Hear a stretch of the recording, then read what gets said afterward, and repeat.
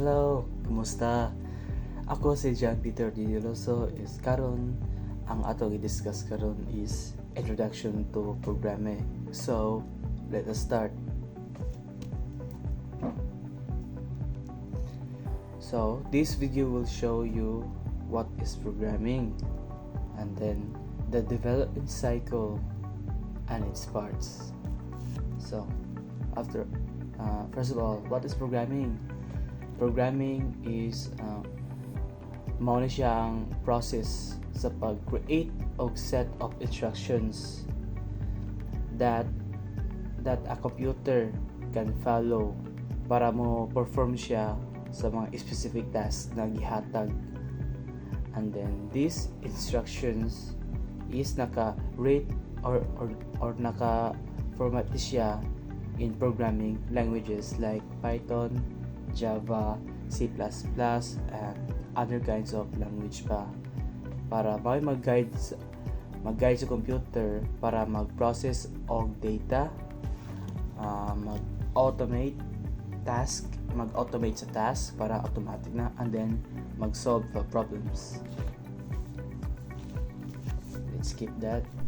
So, dito sa algorithm. So, ang algorithm do kuno is systematic.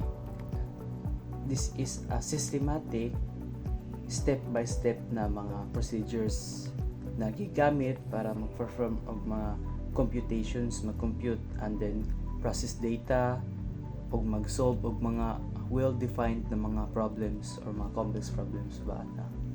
And then kani siya is nag-consist po siya og mga finite sequence or limited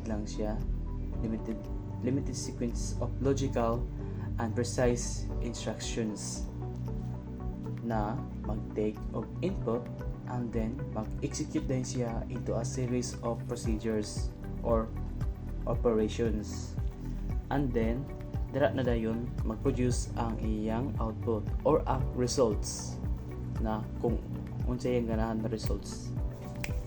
And then algorithms is nag-serve as the foundation of computer science and software development, and then it is playing a crucial role in areas such as artificial intelligence. So jud kaning algorithm nagdako jud yung role ani niya when it comes to areas sa artificial intelligence, mga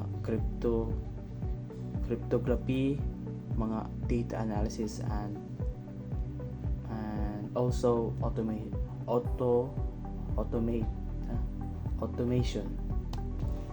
So this is also involves breaking down tasks into smaller clear steps by using controlled structures like sequence.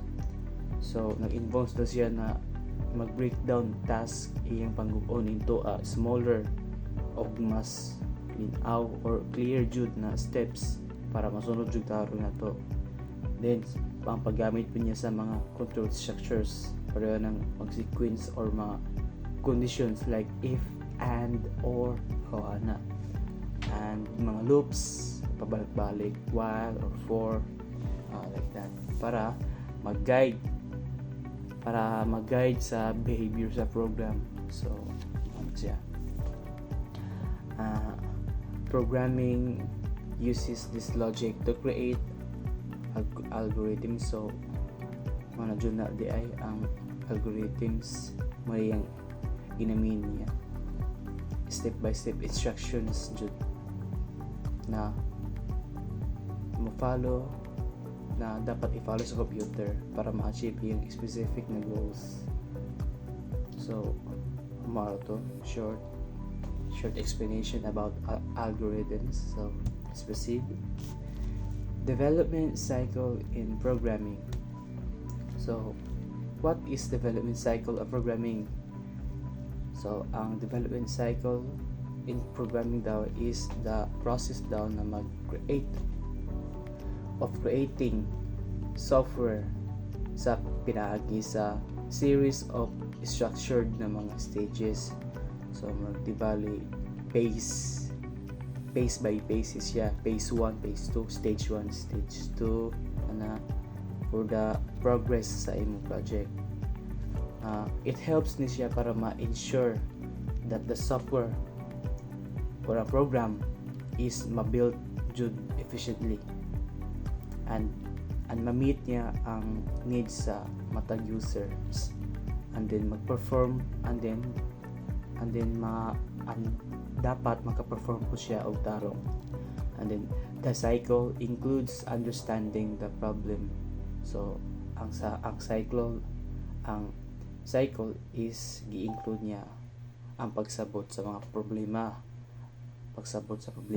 understanding the problem, planning the solution, pagplano sa mga solusyon, writing the code, pagsulat sa mga code, and then testing the software, implementation ba, like that, and then deploying it for use and maintaining it over time. So paggamit na, actual use na, and then maintenance, pag-maintain na. So skip this. So the following are the steps embracing the cycle which will guide programmers in developing a program. 1. Defining and analyzing the problem. 2. Planning and designing the solution. 3. Coding the solution. 4. Testing and debugging the solution. 5. Implementation. And 6 is maintenance and documentation. So let's start. So we have here the development cycle. Nakita ka? Nag-form sila circle into different stages from 1 to 6. So nag-start niya siya defining, and then planning, coding, test, debug, implementation, and then maintenance. So ano rin yung structure sa development cycle. So balita sa 1, defining and analyzing the problem.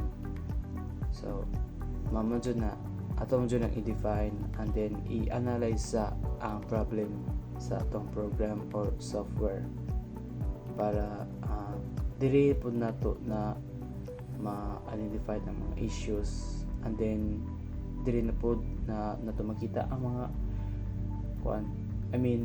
dili po dili nato ma-gathered ang mga requirements o mga objectives para ma-set to ensure the solution meets user needs. Number 2, planning the solution. So dili na start ang juta, plano na ni. So dili na magsugod ang tanan. Planning the solution involves designing the system. So dili na mag-design na diri sa system, involves na siya mag-design, and then choosing technologies. For like example, magamit diri na juta makagamit og flowchart, pseudocode for like scratches before jud ng actual na coding, like that.